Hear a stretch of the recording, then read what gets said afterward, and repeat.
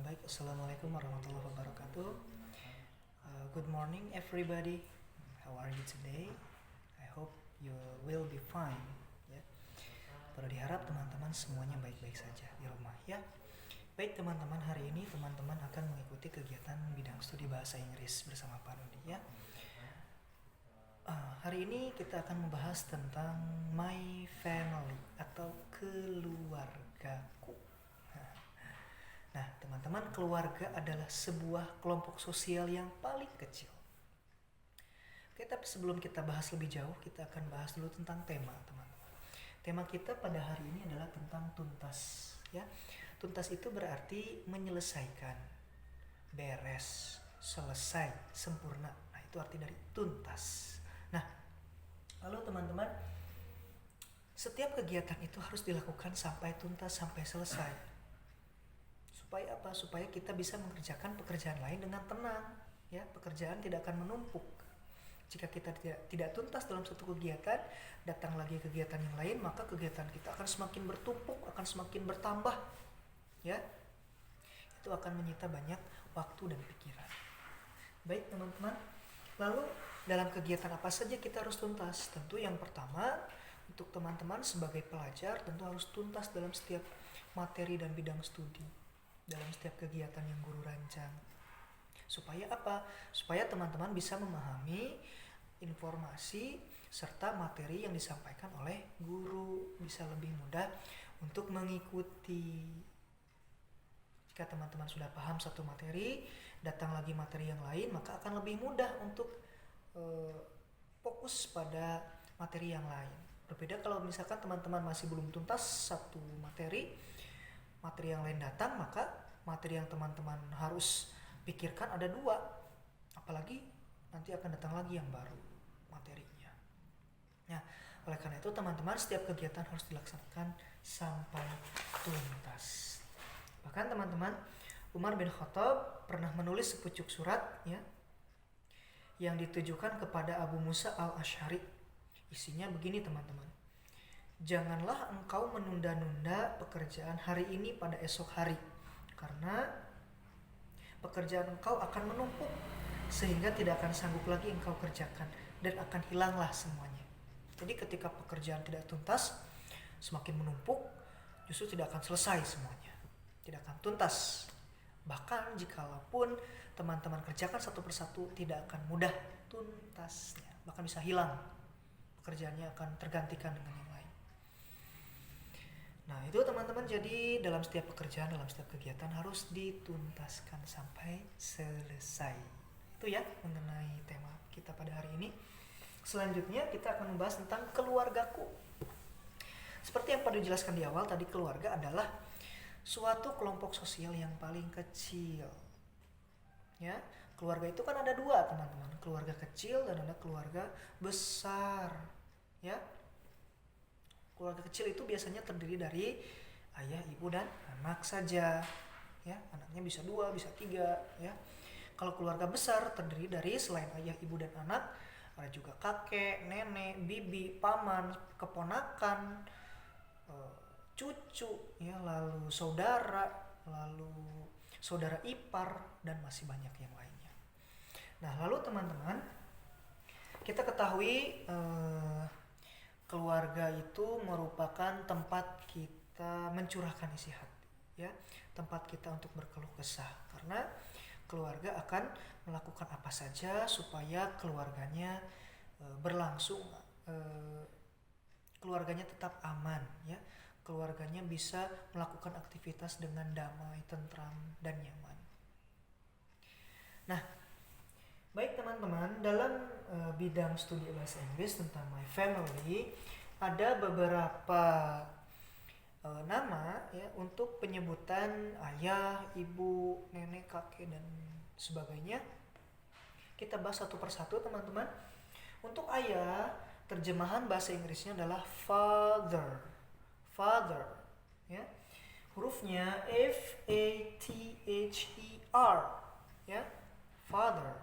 Untuk ibu itu bahasa Inggrisnya mother, ya, jadi R-nya samar atau tidak dibaca dengan jelas R-nya, mother, ya. Tulisannya atau hurufnya M-O-T-H-E-R, mother. Lalu selain ada ayah dan ibu, teman-teman, kedua orang tua ini disebut juga sebagai parent. Parent, orang tua, ya, kedua orang tua. Nah, konteksnya ini orang tua itu berarti ayah dan ibu, ya teman-teman. Lalu di samping ada ayah dan ibu, tentu ada kakek. Nah, kakek itu adalah ayahnya ayah kita atau ayahnya ibu kita. Kalau dalam bahasa Sunda itu ada yang menyebut dengan abah, ya, ada yang menyebut dengan aki, itu teman-teman, ya. Lalu apa bahasa Inggrisnya dari kakek? Kakek itu bahasa Inggrisnya adalah grandfather, ya.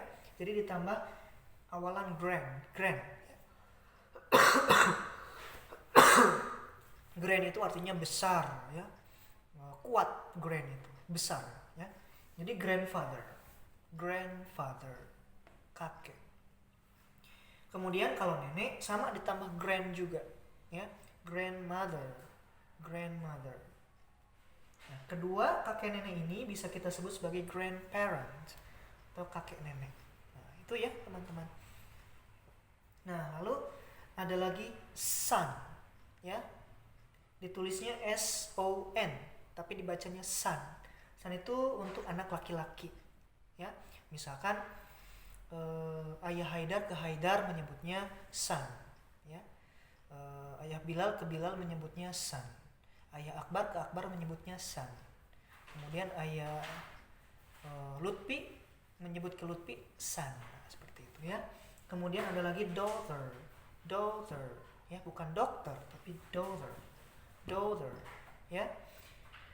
Tulisannya atau hurufnya ada D-A-U-G-H-T-E-R, daughter, ya. Daughter itu kebalikan dari anak laki-laki, yaitu anak perempuan. Contohnya ayah atau ibu putri misalkan menyebut ke putri itu daughter, anak perempuan. Nah, itu ya contohnya. Lalu teman-teman, selain ada grandparent, ada parents, ada son, ada daughter. Kemudian ada lagi di sini teman-teman brother atau saudara laki-laki. Misal tadi beri contoh Bima dan Bilal. Nah, Bima ke Bilal itu menyebutnya brother, my brother, saudara laki-lakiku. Kemudian sister atau saudara perempuan. Contohnya siapa ya? Apa dia tidak tahu kalau kelas 2, ya. Saudara perempuannya. Nanti artinya ketika teman-teman punya adik atau kakak perempuan berarti menyebutnya sister, ya. Kemudian ada lagi uncle atau paman. Paman itu biasanya untuk kakak atau adiknya ayah, ya, atau adik kakaknya ibu. Nah, kita menyebutnya uncle, paman, ya, paman laki-laki.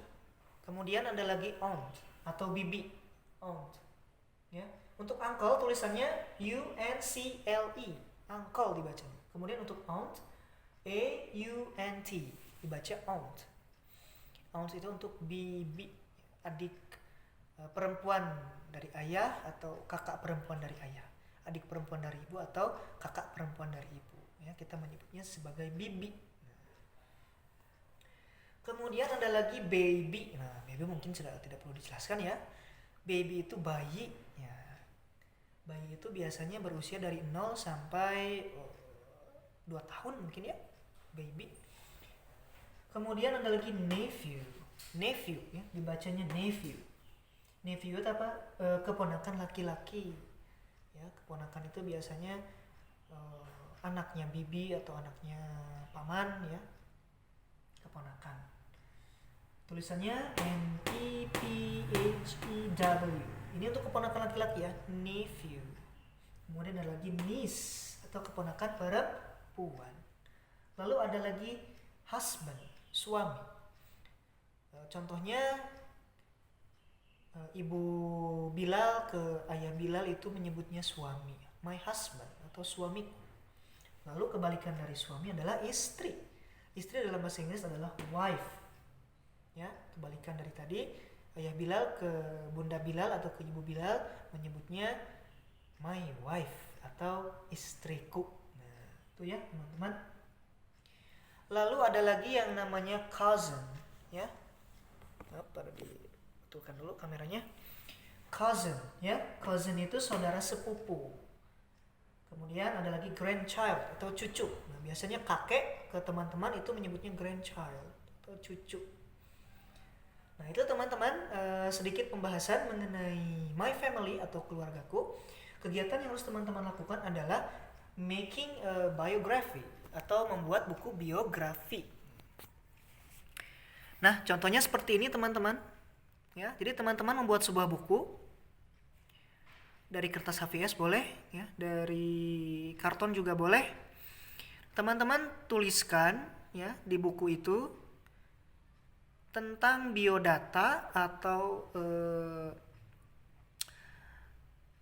data tentang keluarga teman-teman. Misalkan di sini father, ya. Name itu artinya nama ayah teman-teman siapa. Ingat teman-teman namanya harus lengkap ya. Kemudian ada lagi age atau umur atau usia. Jadi teman-teman cukup mengisi dua hal saja, yaitu nama dan usia. Untuk mother misalkan siapa ya, untuk ibu ya, namanya siapa, usianya berapa. Nah, untuk usia teman-teman misalkan di sini contohnya adalah 40 tahun ditulis dengan angka ya 40 years old atau 40 tahun ini dibacanya ya. Nah, seperti itu teman-teman.